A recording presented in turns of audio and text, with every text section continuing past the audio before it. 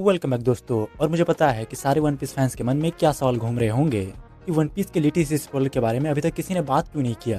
तो देखो, मैं बता देना चाहता हूँ कि वन पीस का लेटेस्ट स्पॉइलर आया ही नहीं है, लीकर्स ने अपलोड ही नहीं किया, क्योंकि उनका ये मानना है कि अगर वो लोग वन पीस चैप्टर 1184 का स्पॉयलर्स रिलीज कर देंगे तो फैंस को वो चैप्टर ट्रैश लगने लगेगा।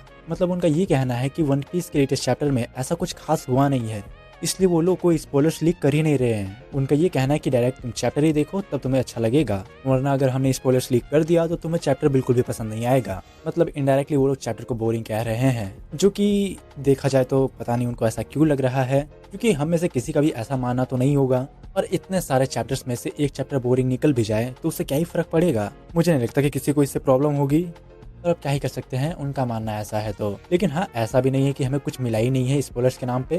थोड़ी बहुत इन्फॉर्मेशन हमें मिली है जिसके बारे में हम लोग बात करेंगे, लेकिन ये मैं अभी भी नहीं समझ पा रहा हूँ कि उन्हें आखिर ऐसा लग क्यों रहा है कि वन पीस फैंस स्पॉइलर पढ़ने के बाद चैप्टर को ट्रैश समझेंगे, क्योंकि मुझे तो नहीं लगता कि ऐसा कुछ होगा। और ओडा सेंसे के राइटिंग से कुछ चैप्टर ट्रैश निकल जाए, ये तो काफी मुश्किल ही है। वेल, जो भी हो, लेकिन जो हमें पता है उसके बारे में बात करते हैं। तो देखो, ये एक शॉर्ट चैप्टर होने वाला है, मैक्स टू मैक्स 12 या 14 पेजेस का होगा, जहाँ पे ऑब्वियसली हम लोग ब्रुक के फ्लैशबैक को देखेंगे, जहाँ पे ब्रुक बड़ा होगा, जिसमें हमें ये बताया जाएगा कि आखिर क्यों ब्रुक किंग को फॉलो करता है। आखिर वो क्या रीजन है कि ब्रुक स्पेरिया किंगडम के प्रति इतना लॉयल है।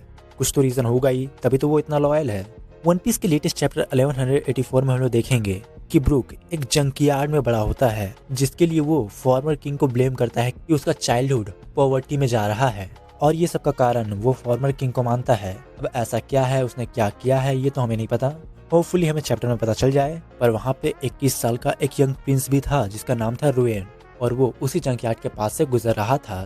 तभी उसके सामने से ब्रुक गुजरता है और वो प्रिंस ब्रुक से फ्रेंडशिप करता है। लेकिन वो प्रिंस ब्रुक से एक सीक्रेट हाइड रखता है कि वो एक रॉयल आइडेंटिटी है, मतलब ब्रुक भी एक रॉयल ब्लड से बिलोंग करता है। लेकिन वो प्रिंस उसे वो बात नहीं बताता है, बस वो सिर्फ उससे दोस्ती करता है।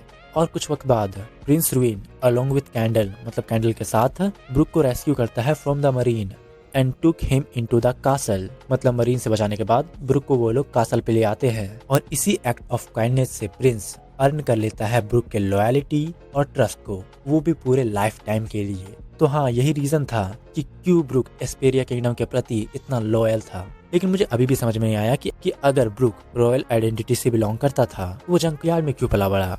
वेल, क्या है क्या नहीं है वो तो हमें चैप्टर में पता चली जाएगा। लेकिन हाँ, अभी तक हमारे पास इतने ही इन्फॉर्मेशन आए हैं चैप्टर 1184 से रिलेटेड। तो तुम्हें ये कैसा लगा मुझे कमेंट करके बताना जरूर। जब इसका चैप्टर आ जाएगा तब हम लोग इसके बारे में पूरे डिटेल से और अच्छे से बात करेंगे। लेकिन आज के लिए बस इतना ही। अगर वीडियो पसंद आया हो तो वीडियो को लाइक करना, शेयर करना और अपने मैंथन भाई के चैनल को सब्सक्राइब कर देना।